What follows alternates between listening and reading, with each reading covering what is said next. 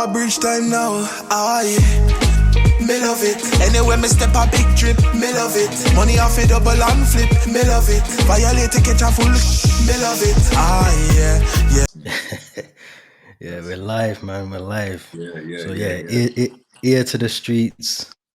The first live episode. This is a special one. This isn't having a number. There's no number on this one. It's just there's no episode number. It's a special one. You get what I'm saying? Got obviously introduce yourself, man. Let the listeners know who you are, man. Yeah, man. So bridge exclamation mark for the I. If you don't know, artist, producer, writer, engineer, blah blah blah blah blah. We do a lot of anything music. It's a lot, man. Yeah, man. But yeah, no. Obviously, you worked with a lot of people, man. But we're gonna touch on that later. But one of the things I like to do on the podcast is just take it back to the very, very start. And like, obviously, you grew up in London, right?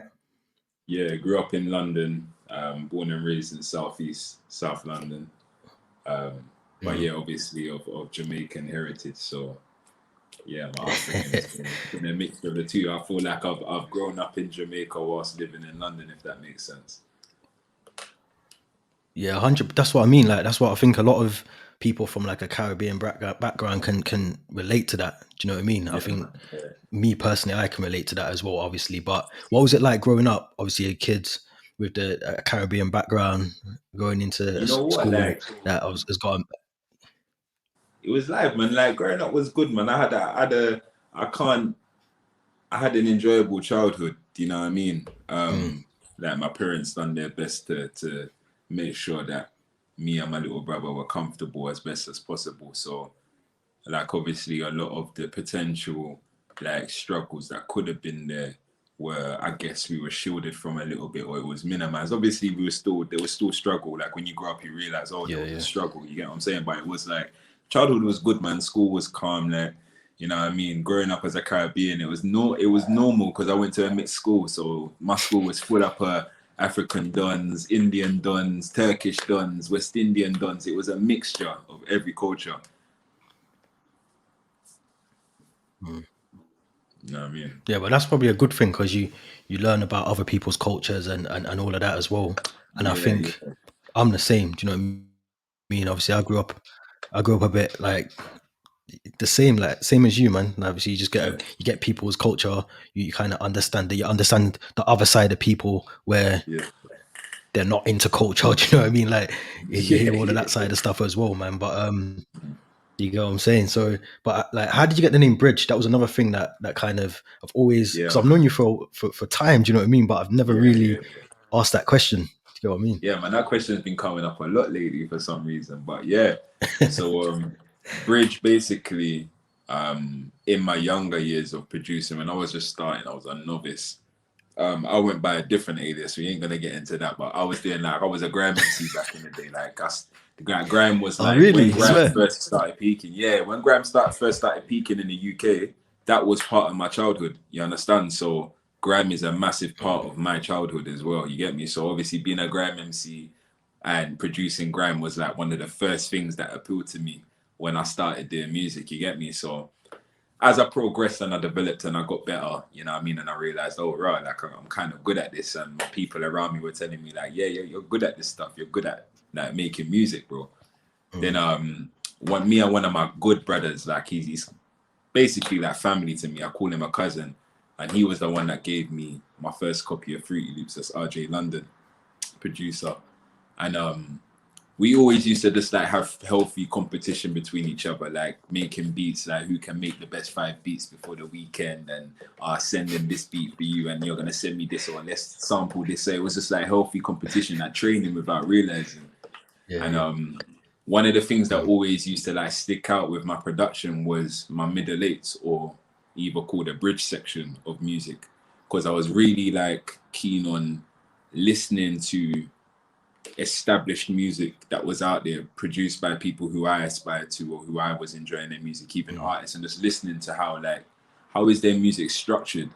What is it that makes the music fit? You know what I mean? Okay, this is the verse, this is the chorus. Oh, they got a switch in there, that's a middle eight. And something about making middle eights and bridge sections is kind of like stuck with me. And I always used to just make sure that my bridge sections were the maddest, like, you know what I mean? So that kind of was one reason why I had the name. And then as I continued to develop and I started getting more like business savvy and getting into the music industry and bringing people together and stuff, it was just kind of like a name to represent that, basically, me bringing people together, bringing projects together, putting people in the room, like basically taking things from concept to like completion. That was like what I was known for. Yeah. So yeah, man, it's got like that kind of double meaning. Yeah, do you know what? I don't think I've ever asked that question. I've never. I thought I knew the answer, but yeah, that's a mad concept, man. I like that. Yeah. But you spoke about Fruity Loops, man, and then I'm assuming that was your first. Was that your first introduction to like just making beats, making production? Nah, not even. In fact, there's a difference. Is there a difference between making a beat and being a beat maker and a producer? Right, they're two different things. 100%, 100%. Like, all right. I mean, like, if you want to go into that, like, I can try and make it simple, yeah. Like, when you're making beats, you're making a beat, yeah, and you're making that beat with the intention that somebody's gonna take it and do their thing, yeah. When you're producing, yeah, you are the person taking a concept right through from that concept stage to a finished, mastered, released song.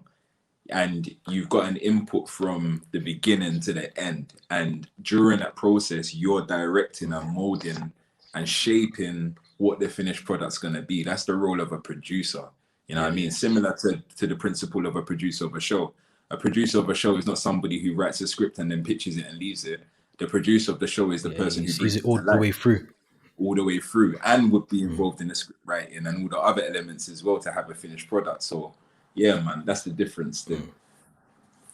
Yeah, I hear that, man. I hear that. But yeah, so when how did you get into music then? So obviously you done the Fruity Loops thing for a little bit with your brethren, done that side of stuff. But then when did you kind of realize that like music, that's what I want to do, this is what I'm doing, and like carve out that lane for yourself? When did that suddenly start happening? What age was that? You know what? It's hard to narrow down what age it was, because I feel like it just happened. Do you know what I mean? It's like I started, like, my first introduction to music, yeah, which is mad, was back in the day on like certain packets of like Frosties or shredded wheat or whatever. There used to be this. There used to be this software called EJ yeah. And what EJ was, was literally just like, you remember that, yeah? It was just like a loop software. So like you could get these packs off of the cereal, load it into the software, and you get more loops. So that was like the first time I realized that, oh, okay, so if I put this with this, then I can make that sound. And if I put that with that, that makes that beat. Obviously everything's pre-made, but it just kind of gave me the concept of, oh, you can actually do this on the computer. That was when I was young. And then I like people, man, them on the ends and stuff were making music, and obviously I was like interested. How are you not making music? How are you not recording or making these beats? And then Fruity Loops was the talk. Like them times I didn't know what it was. And then I remember one day in school in music class, they installed Fruity Loops on two of the computers, bro. As soon as they done that, yeah, and I found out that it was over. So then I come home and like I call Play It Later Bang, my cousin, and I said, yo, like I need a copy of Fruity Loops. You got that? It's like, yeah, bust me on my first copy of Fruity Loops. Old home computer, like IBM thing that I'm supposed to be doing homework on. Load that in there. Boom, that's it, bro. It was over. You know what I mean? I was making beats every day, cuz. Yeah, that's mad, man. Yeah, man. No, that's mad. That is mad. And then, because I remember, I think before I even met you, yeah, I think I remember coming across a rhythm called Still Waters, which was Wiley and Manga, but I didn't know it was you. Do you get what I mean? Like I didn't know that you produced it. Mad. It was only till after. Would you say that's probably your first like introduction into the industry side of things, 100%. rather than just kind of being? Yeah, do you get what I'm saying? Like, was that the first time you saw a bit of money off of music and stuff like that? Yeah, bro. Yeah, 100%. Like, first and foremost, I have to big up Wiley, the Godfather, because Wiley was the first artist. Like, these times I'm in my bedroom, you know, just making beats, and I'm thinking, oh, okay, I'm at a stage now where I want to start getting these beats to people. And I can't remember even how me and Wiley connected. I think it was over Twitter. We was talking about something randomly, and then boom, we just connected. You know what I mean? And this is like going back like over 10 years. You know what I mean? Like probably about 15 years ago. And yeah, man, like I showed him some rhythms. Yeah, about 15. And I showed him some rhythms, and like, okay, like it was warming, and then I started getting into a different bag with my production. I started like taking myself to a more, okay, like I can do my own thing. Let me try and create my own style of production, you get what I mean, and give him something different. And that was the Still Waters rhythm, and I sent it to him and he loved it, you know what I mean? He just loved it. Tutus, boom, he's recorded on it, Tutus, Mangoes on it, then boom, it's supposed to go on a joint album. The album obviously didn't end up coming out for whatever reasons behind the scenes, but yeah, man, that was my first official, like, oh, I'm producing for somebody that's out there, an artist, man, them that I was listening to in school, fam. That's what's mad about it, you get me? And that was my first time I actually made money from music as well. Like, Wiley made sure that I got paid from the label. They cut me a little check for my rhythm, and it was just like, raw, like, okay, that was like, okay, like, I can be a producer. That was official then. You feel me? Yeah. That's crazy, because a lot of people, when they talk about Wiley, that's the kind of stories that you hear about him, that he makes sure people get patterned up properly and they're dealt with properly as well. And I think obviously a lot of the time now, you know, people like to have their discussions on Twitter about Wiley and this and that, and rare. But he's probably one of the most genuine people in the industry, man. Bro, like when you're in a game like this, if you're in the game, you get me? Like you would know the type of person Wiley is if you're in the game. You feel me? If you're not in the game, you're only going to be talking based on speculation. But if you're in the game, you would know who's who and who's on what and who's not on what. And it's obvious what Wiley's on. You get what I'm saying? So, enough said on that, you get me? Yeah. But no, I wanted to talk about, because obviously you mentioned at the start, you do obviously the writing, the recording, the mixing, the mastering, you engineer, you do all of that. What part of the process do you think you enjoy the most out of that? Is it all of it, or is there a bit where you get to and you think, yeah, I'm ready for this bit now, I want to jump on that bit? Or because I see you all the time on like videos, Instagram, and I can just see you in the pockets. Do you know what I mean? When you're there, and I can see, and I think, yeah, he's in the zone when he's writing. So for me, I think your writing process might be the favorite, but I don't know. Yeah, it's funny you say that still, and it's mad that you clock it, because if this was like maybe a couple years ago, 3-4 years ago, I would have said the production. Even though I've always been writing, I've always been engineering and stuff, I would say like the production side. But as I've like obviously made my transition into also being an artist publicly, like I've made like a change as well in myself, and it's like I love writing, bro. You know what I mean? Even if it's not to my own production and I'm doing work for whoever, label, writing camp, whatever, like I love writing, you understand? And like I realized like I've got a talent for writing all genres of music, you know what I'm saying? And I've put myself in situations where I might have to write a song for, I don't know, a Western film. I might have to write a song for, you know what I mean, something completely left from what I would personally do on my own terms. You know what I mean? And I think like that's what's made me even love it even more. The challenge of, okay, can you write a song for that? Or can you write a song for this person? I was in a session not long ago. Can you write a song for The Weeknd? Like, you know what I mean? I love that challenge. I love to test and be tested. You feel me? Is that something you think because obviously music's got no time on it. Do you know what I mean? You could be 75 and still have the same passion that you've got for music now. But do you think eventually, when you've done the artist side of things, public artist side of things, you're the face of Bridge, do you think you'll go into that kind of songwriting like world a bit more? You think you'll dive into that? Bro, I think like my whole thing is I'll be doing it simultaneously, like I always have done.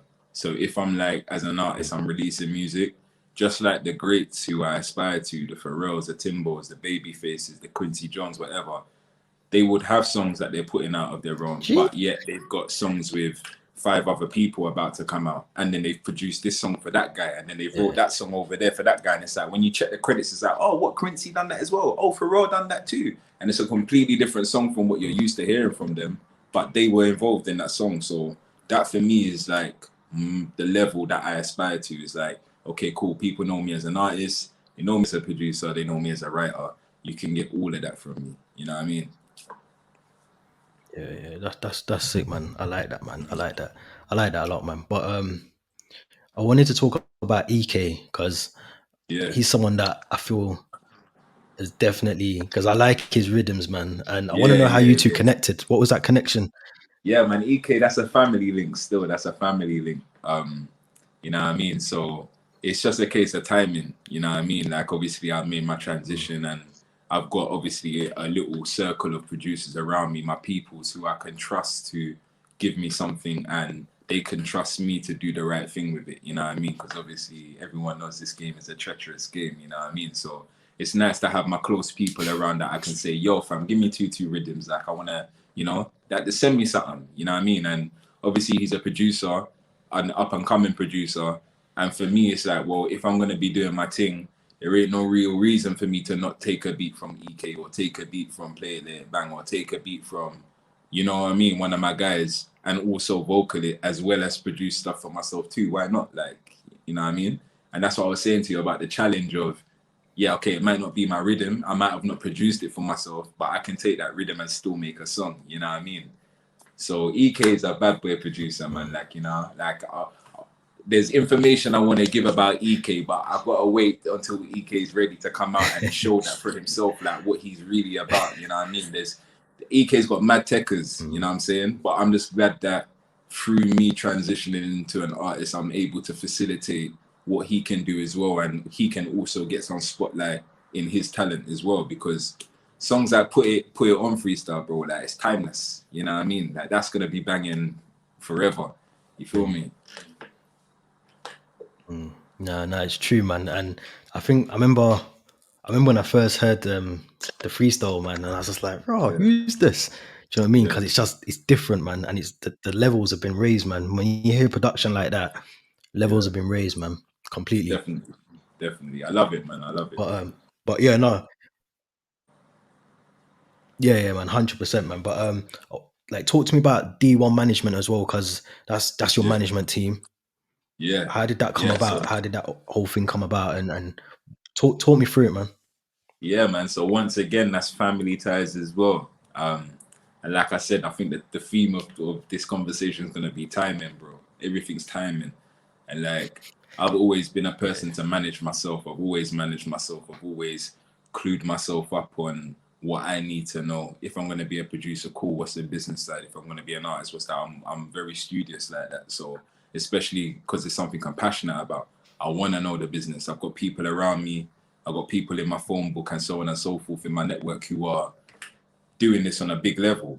And obviously it's a business for them. So I'm looking at that and thinking, okay, if I've got that as an example, then I need to get myself clued up. You know what I mean? So that's something that I started doing a long time ago. I've always been like, oh, what's publishing? What's this? What's mechanicals? What's syncs? What's always cluing myself up.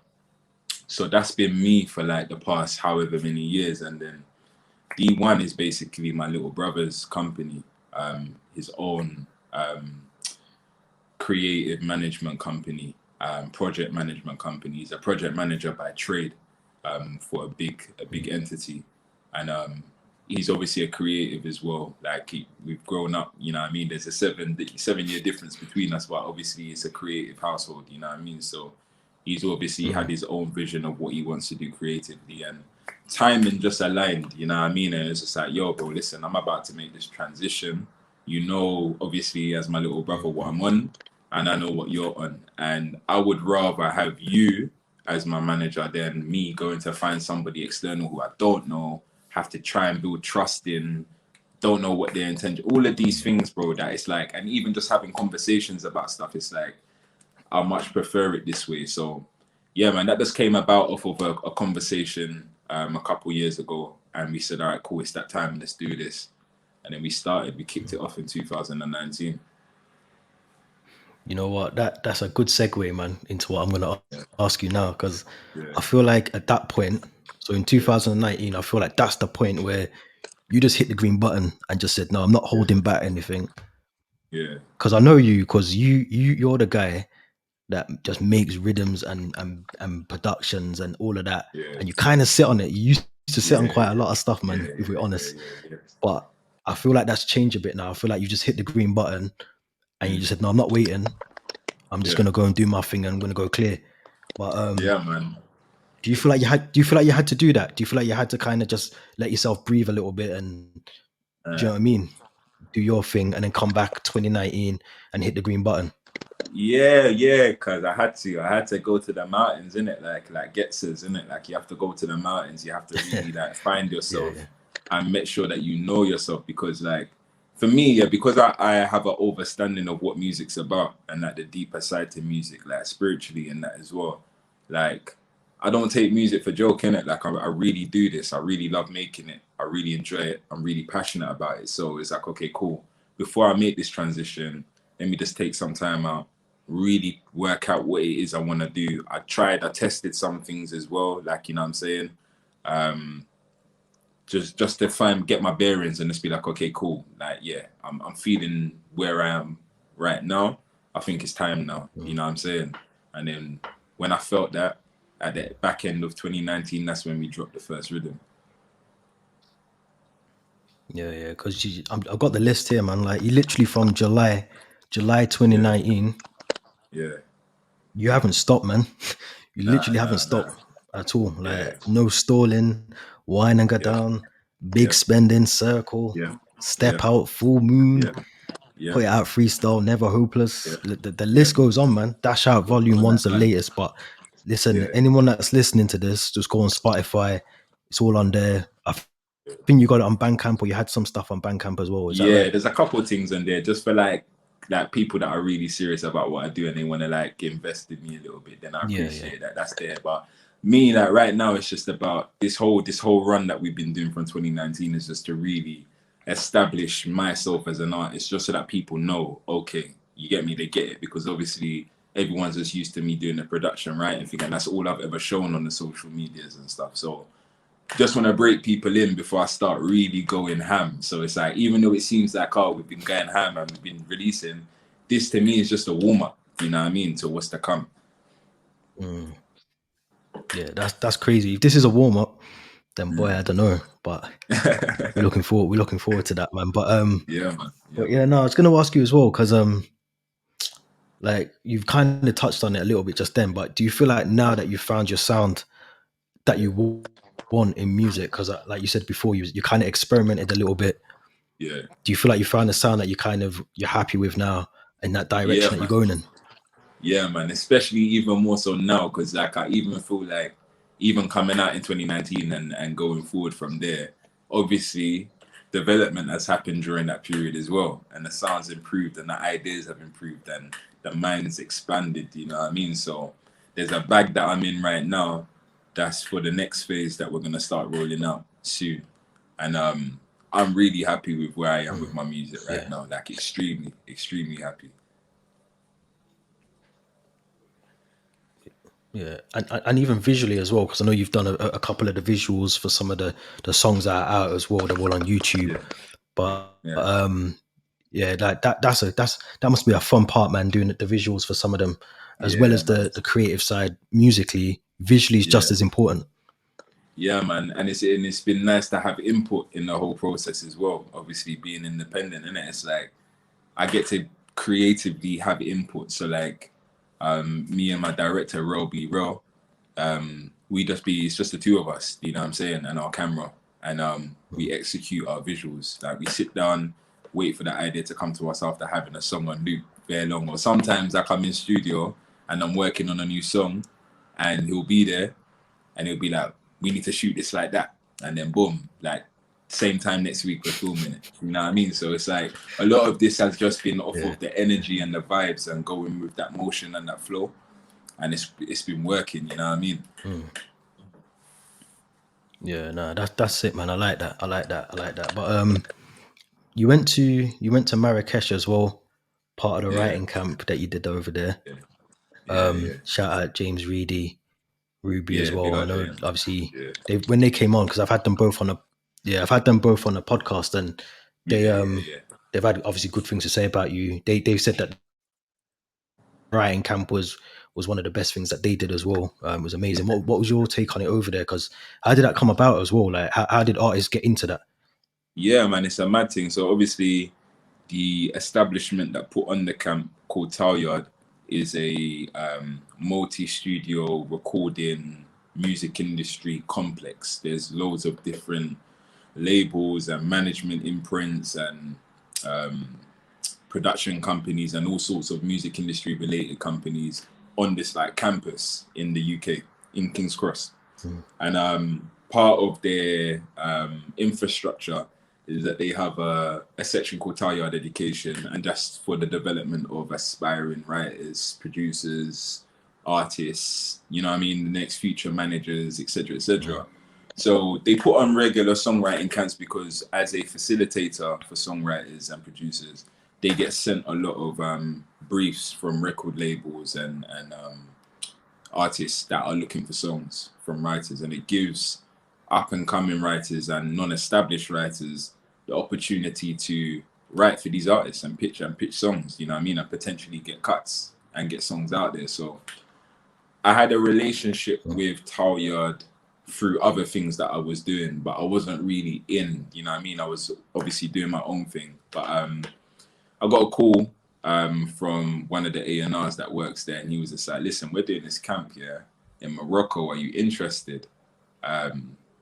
And yeah, cut a long story short, ended up going out there and joining the camp as a because basically how they run it is like you got producers, yeah, and people who have done bits and pieces in the game, and then they have a group of aspiring songwriters or up and coming songwriters, and throughout the week the producers get placed with different groups of writers, and it will rotate every day.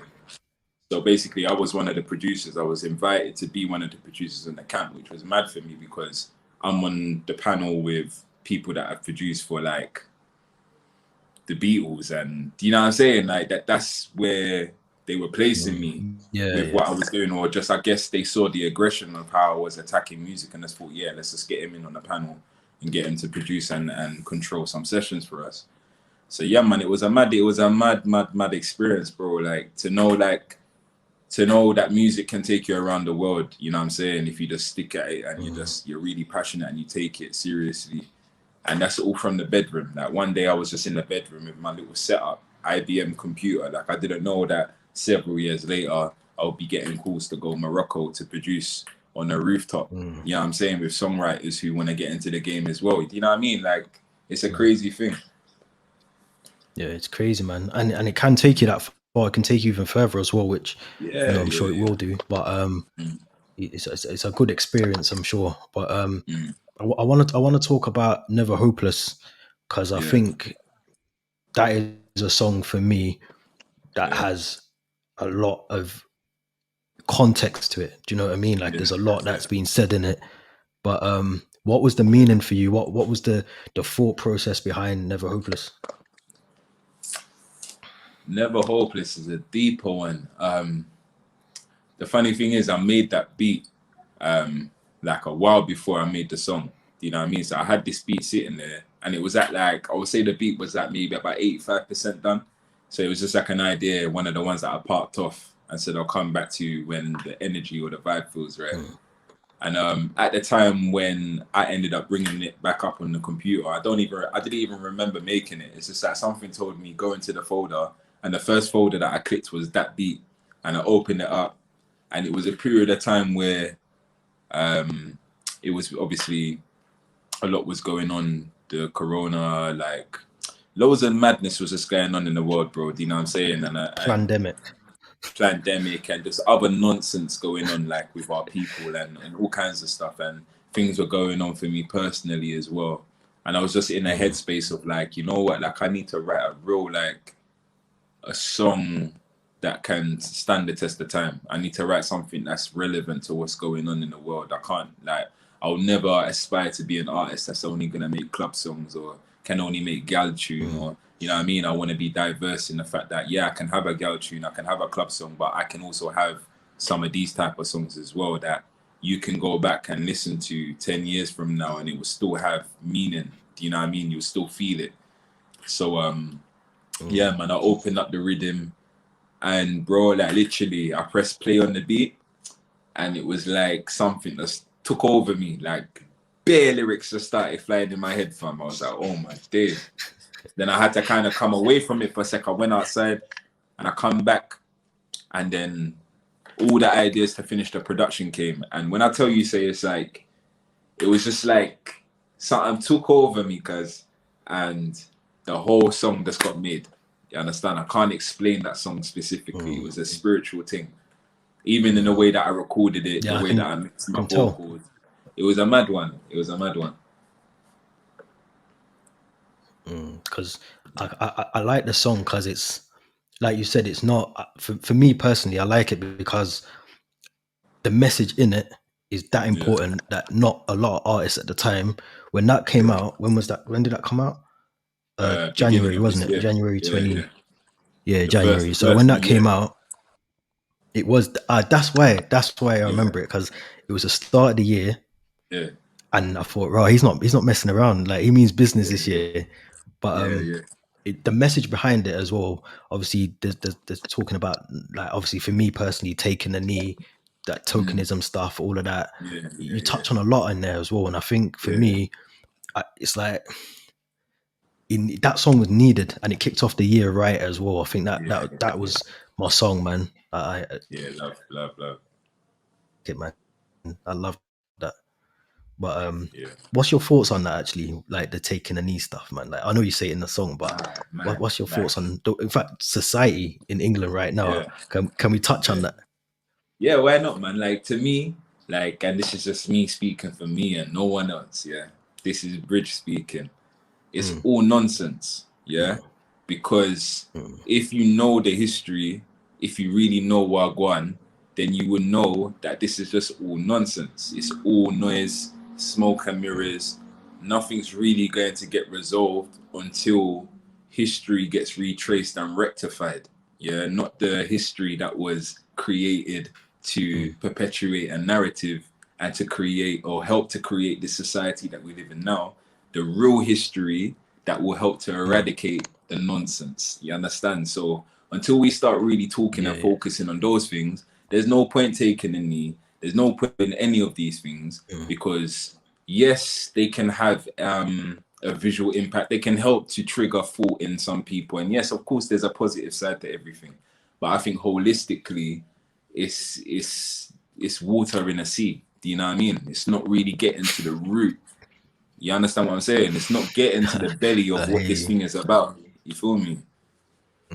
Yeah, no, I hear you, man. I hear you. And I agree with you completely. I thought I needed to ask you that question. And I feel like that's what Never Hopeless is telling us as well. Do you know what I mean? It's telling us that.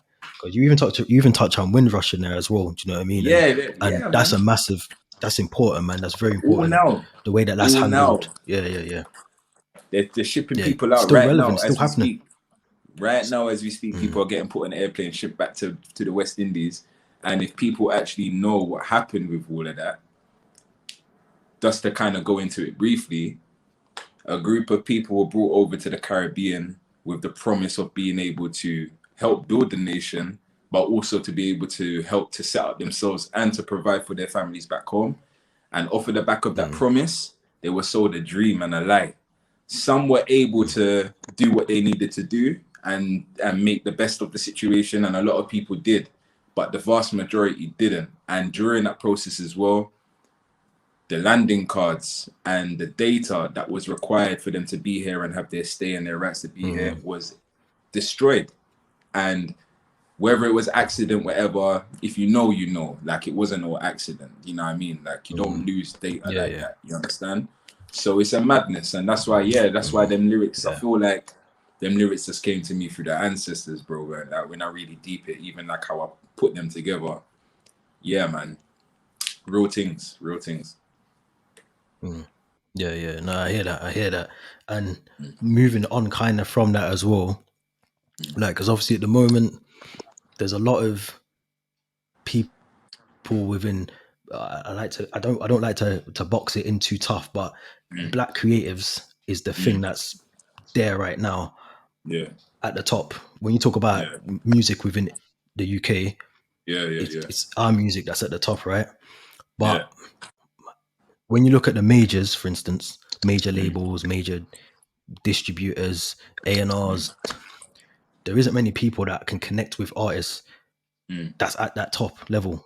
Do you think that the UK music, the black music that we have within our scene, within the UK, do you feel like it's going in the right direction, or do you feel like the creators at the top and the execs at the top, are they the ones that are kind of, I don't want to even name anyone because it's not about a naming thing, but there's artists that I suppose are fast tracked to the top by using black culture, black music to get to the top.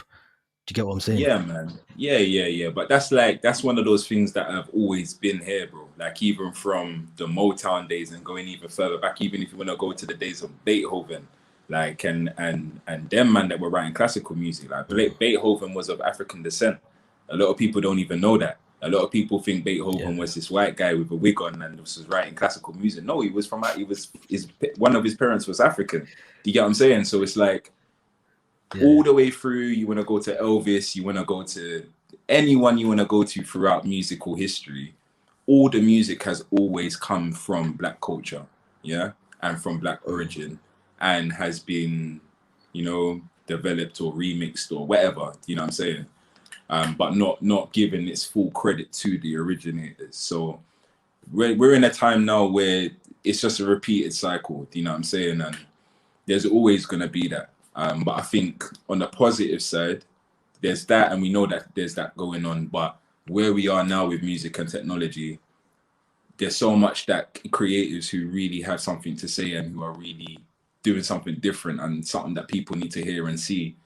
You can get yourself out there now. You know what I'm saying? Yes, it might be a little bit more of an uphill battle because you've got to self-fund yourself and stuff, but it's all worth it. It's all doable.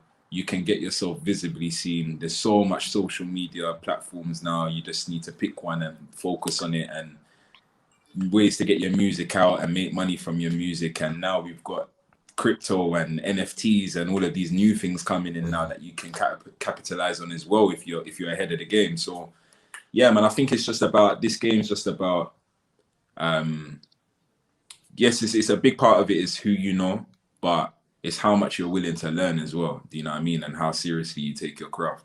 And there will always be a way you can find, do you know what I mean, to get your thing out there, regardless of what the labels or the A&Rs or the industry is doing. Forget all of that. Do you know what I mean? It's facts, man. It's facts, all facts. But what would you say as an independent artist, if any, because you might not even have any, but like, do you feel like it's more challenging being an independent artist as opposed to potentially signing a deal with a label, maybe that's an independent label or a major label, but as an independent artist, do you find it like, not challenging is probably the wrong word, but you get what I'm saying? You got to put a lot more work in as an independent artist.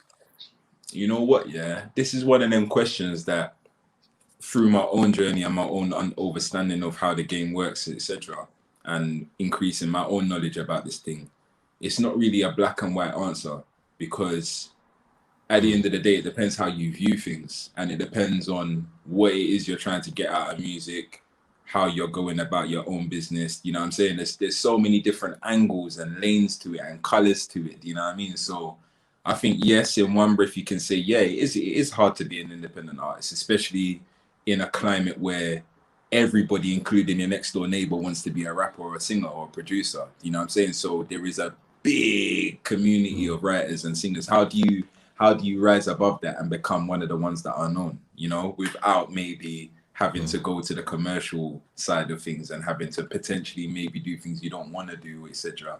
But then equally, depending on how you pattern yourself, you might have your own label that you've built up yourself through your own releases. You might do a joint venture with a record label, still retain control over your music and your creativity. That might work perfectly for the next person, and they could be thriving with that right now as we speak. So it's one of them ones where you really just got to kind of know what you want and why. You know what I mean? That's what I realized with this thing. Once you know what you want and why, whether you're with a label or you're independent, you have to make it work. You know what I mean? It's true, man. It's true. But I always think independent's the way, man. I think independent for me, Yeah, man. for any artist, I think if, like you said, actually, if the deal's correct and Yeah. you can gain from signing a deal or you can do a joint venture, then Yeah. great. But I think everyone's journey is different, isn't it? So I think, like you said, some people might sign a deal because they want the little advance and this and that and da da da, and then they realize that the grass isn't greener. Do you get what I mean? But then some people, they might be smart about it, read the contract properly, get the deal done properly, and then do you get what I'm saying? Do the joint venture thing, or just get a deal that actually works for them. Because some people are in deals and it actually works for them. They like that. But you know, I think a lot of the time, a lot of people prefer to stay independent because they got that creative control, like you said, and you're just not you're not tied down. You're not being molded into something. Because a lot of the time, a lot of people get molded into something that they're not. Do you get what I mean? Yeah, you hear the stories. You see the artists that come out after they've done a deal and they're upset because this has happened and that's happened. There's loads of stories like that, and there's also a lot of successful stories as well. But yeah, like, as we all know, in it, no matter what industry you're in, having independence and full control over your idea and your creativity is always going to be the winning place to be. You know what I mean? But then you get to a place where it's like, okay, cool. What do you really want out of this game? And do you see potentials to grow what you're doing into other avenues? Could that then mean that you could benefit from having a partner invested in your company? Because you're a company, you're a business, in it. If you're an artist and you're doing well, so it's just about what moves do you want to make as a business? You know what I'm saying? Does it make sense? So the terms make sense. What do you retain? What don't you retain? What are they gonna do? What are you gonna do? You know what I mean? But if you can get yourself to a position, and I think this is a position any creative wants to be in, where you're successful and it's completely independent, then we know, man, that's trophy. You know what I mean? It's true, man. It's facts, man. But I can't have you on, right? And there's only a couple of times I've been gassed in music when it comes to music, and I mean fully gassed. And one of them times was when we was in Cyprus, Chip and Bugsy and all of that stuff, because we were super gassed then. But the second time recently was Locks, Dipset. Crazy. Can't have you on and not talk about this. Yo, I knew, like, this is the thing for me, I've never really been a Dipset fan. I've respected their rhythms and what they do and whatever, but there's just something, the energy of the Locks, and what they're about and who they really are, for me, resonates 100 times more than what Dipset have been on, I listen to Locks, I listen to Jada. Styles P is one of my favorite rappers, you know what I'm saying? So that was crazy. I knew that was gonna happen, bro. I just knew because you know what it is, Locks are the perfect example, of like what it means to take your craft seriously. Do you know what I'm saying? Even if you're doing something like a versus and it's just like it's for entertainment and it's to obviously help each other get back on or like escalate your brands and stuff. It's for a good cause, innit?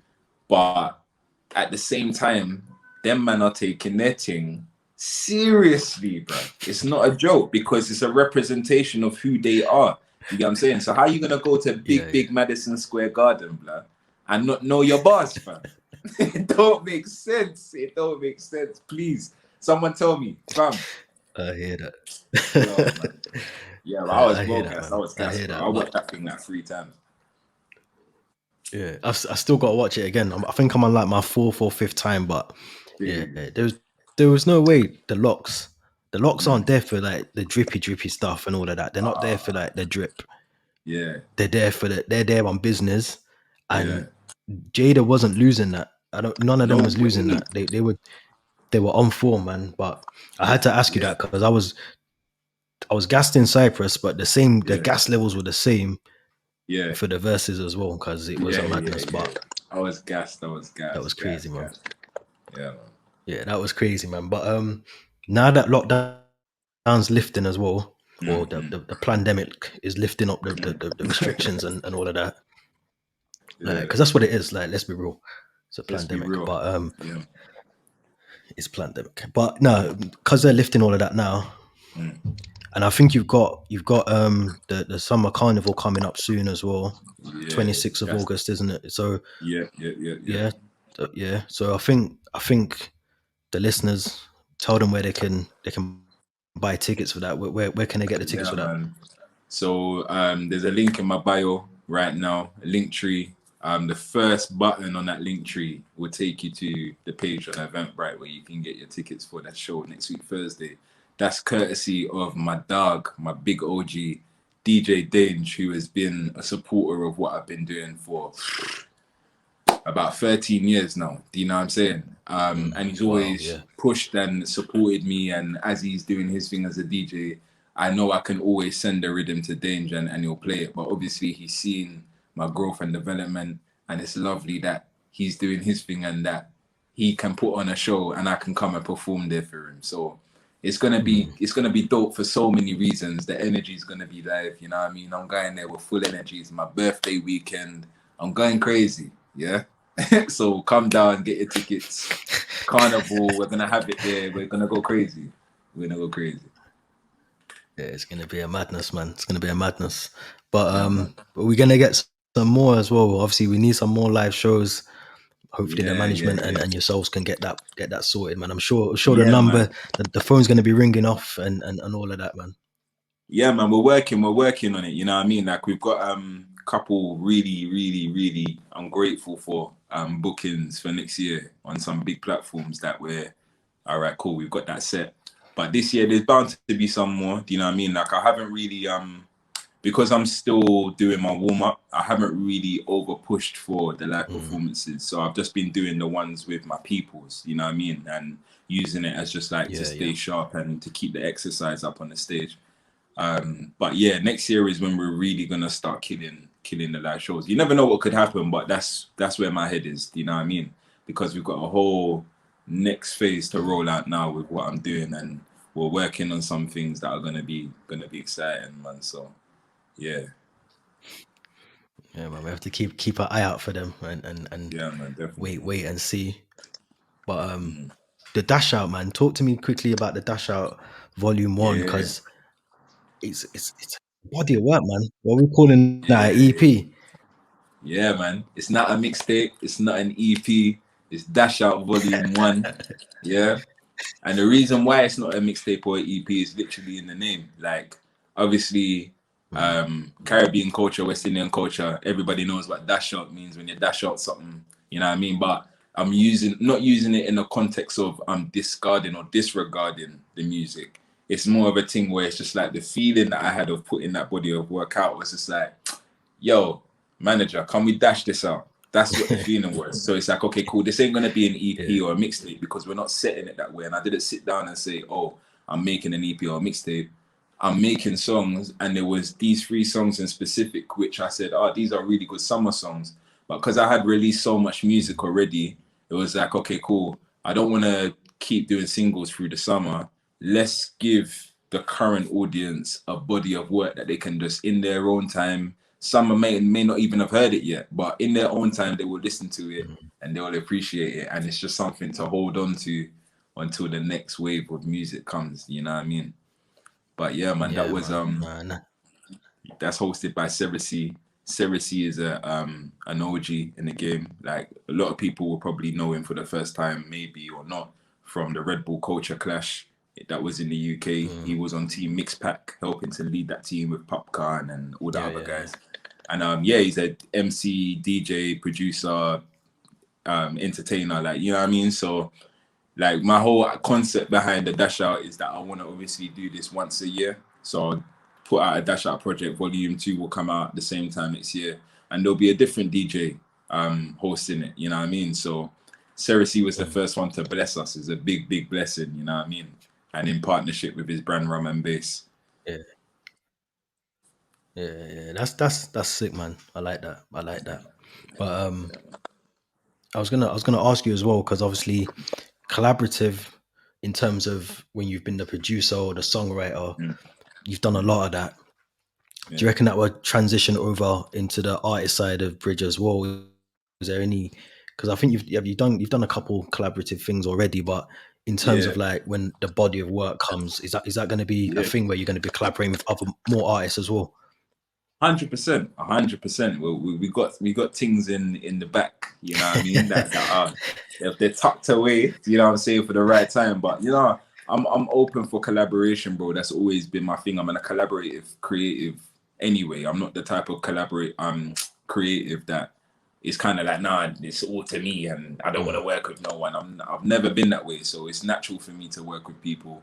My whole thing is just about what's your energy. You know what I mean? If we're on the same page, energy wise, then we can do whatever. Do you know what I mean? So we got a couple international collaborations and a couple UK and obviously Yard, and yeah, man, they're coming. Yeah. You're keeping it on ice for now, yeah? Yeah, man, for now. I can't say too much. No, I hear you, man. I hear you. But that kind of answers my question next, actually. But I was going to ask you what's next in the pipeline. But obviously, you got the projects coming out, new music. The visuals, I'm sure, will follow them as well. Yeah, man. The bookings, the live shows will come with that as well. But I'm going to end it on this, actually. I'm going to end it on this. If you could tell your younger self something that you've learned as you've got older within the music industry, what would it be? In regards to the music industry specifically, yeah? Don't listen to no one. That's it, man. That's it. Don't listen to no one. Only listen to yourself and go true with that. Yeah. I like that. Yeah. Simple, isn't it? Easy, like, simple but effective. It's simple, but like to obviously give it a little bit more like explanation. In this game of creatives, everybody's got an opinion. Everybody's got an idea. If you've not got a strong disposition, if you don't like 100% know who you are or what you're doing yet, it's easy to absorb everybody's opinions and how they think things should be done through their experiences or what they know or what they think. And it's like, at the end of the day, all that really matters in this thing is how sure are you of what you're doing, yeah? And do you believe in your thing, yeah? Once you know the answers to those two questions, you can obviously listen to people, because there's obviously going to be people you're going to meet who have done stuff, and it will be silly not to take on advice from somebody who's done something or been in a space that you're trying to get to. But it doesn't mean that it has to take over your whole being, your whole mindset. You still need to be the first person to do what you do. Do you know what I mean? Not the second person or the third person to do what they done. You get what I'm saying? So facts, man. Yeah, that's how you get people like J Hus and these prolific artists that can pop out and be who they are, because they're not trying to be the fourth person to do something that's already being done. They're trying to be the first person to be them. You know what I mean? And that's my whole objective as well. Yeah, man. Love that, man. Love that. But yeah, we can obviously catch you at, is it next Thursday, 26th? Next Summer Thursday. Carnival. Where is it? Is it? It's in East London somewhere. Is East London, yeah, near Canary Wharf, basically. It's called Popular Union. When you click the link in my bio, it will take you to the address and the location on Google Maps and that. But yeah, it's local, man. East side. Yeah, man. Just everyone come down. It's gonna be a nice vibe. You know what I'm saying? Where there's gonna be other artists there as well, not just me. Other artists there, other up and coming talents, talented people, females, males, rappers, singers, who are coming to perform and do their thing on the night and have their time as well. So I'm there as part of the night, and I can't wait to hear what the other artists do and to just kind of be in that space where there's loads of creatives and we're just doing our thing, you know, and just share that energy with each other, you know? Yeah, I hear that. And where can people find you on the socials as well? All social media at The Bridge Valid, as in valid ticket. On my website as well, notlondonbridge.com. And everything you need to find, music, videos, everything. If you go to my socials on my website, you'll get everything. Yeah, man. I appreciate you coming on, because obviously I've been trying to get you on. Do you know what the maddest thing is? I don't think I've ever told you this actually, but when I was putting a concept together for this podcast, your name was the first artist on my list of people to get on. get what I'm saying? Yeah, man. Yeah. But nah, like I've been trying to get you on for time, man. You know that already. It's love all the time, and Of do you know what I mean? course. It goes deeper than Of that. course. But Yeah, you know what I man. mean? But Everything's timing. appreciate you what I coming mean? on, Like, doing your thing. mm,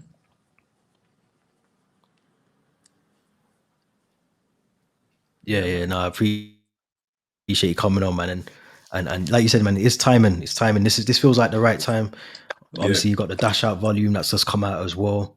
So yeah, man, I appreciate you coming on. Anyone who's listening to this, make sure you go check out Bridge, Spotify, Apple Music, Bandcamp, SoundCloud. I'm sure you're probably still on there, man. All of them things there. So go and check him out and run up the numbers as well. YouTube as well. Make sure you do that one because the visuals are out. They're very well put together, very well productions, all of that. Run it all up, man. Just keep running it. Subscribe to Bridge as well on YouTube. Do not forget to subscribe to Bridge on YouTube. Yeah. Remember I tell you, yeah. Yeah, man. Yeah, man. And while you're there, man, I appreciate it. ETTS podcast, man. Yeah, man. It's big, bro. I love what you're doing. All love, keep man. it up, you All know what I love. mean? I know it's gonna go big and better, you know what I'm saying? And you know, you've always got my support, you know what I mean? And we'll do a part 2 at some point when something more mad happens in a couple of years' time, you know what I mean? 1000%, man. Yeah, man. Love, 1000%, man. All love, man. Yeah.